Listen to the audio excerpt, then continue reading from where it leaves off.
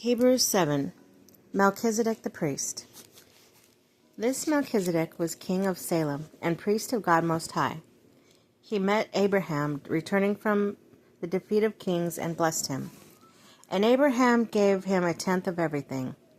First, the name Melchizedek means king of righteousness. Then also king of Salem means king of peace.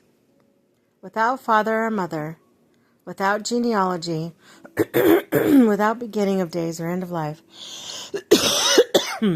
resembling the Son of God, he remains a priest forever. Just think of how great he was.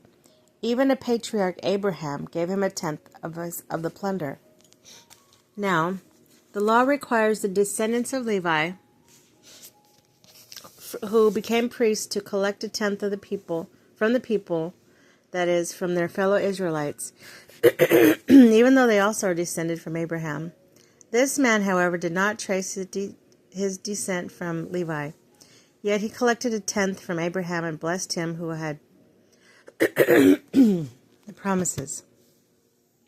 And without a doubt, the lesser is blessed by the greater.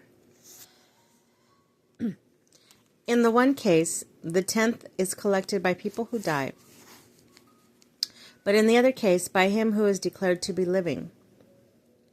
The one might even say that Levi, who collects the tenth, that paid the tenth through Abraham, because when Melchizedek met Abraham, Levi was still in the body of his ancestor.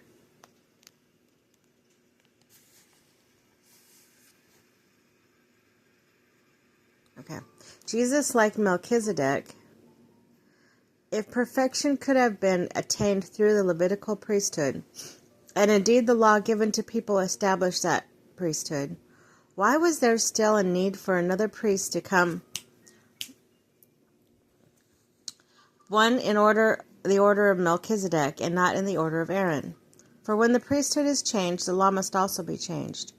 He of whom these things are said to belong to a different tribe, and no one from that tribe has ever served at the altar.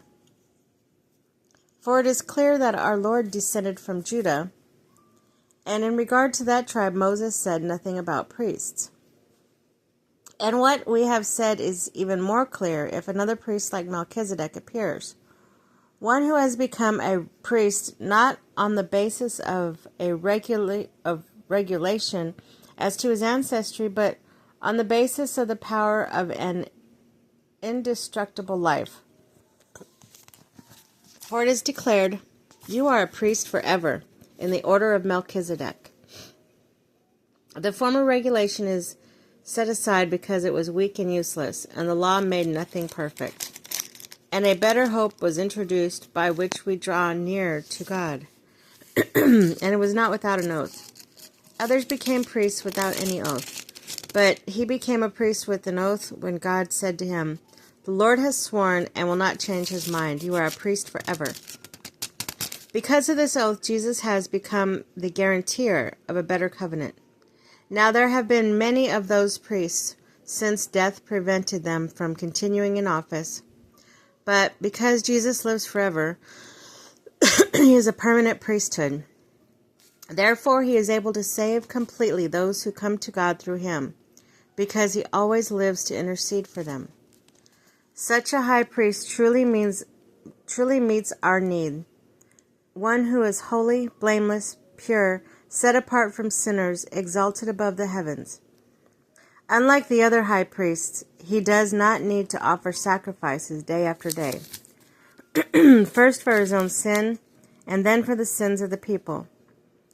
He sacrificed for their sins once and for all when he offered himself. For the law appoints as high priests men in all their weaknesses, but the oath which came after the law appointed the Son, who had been made perfect forever.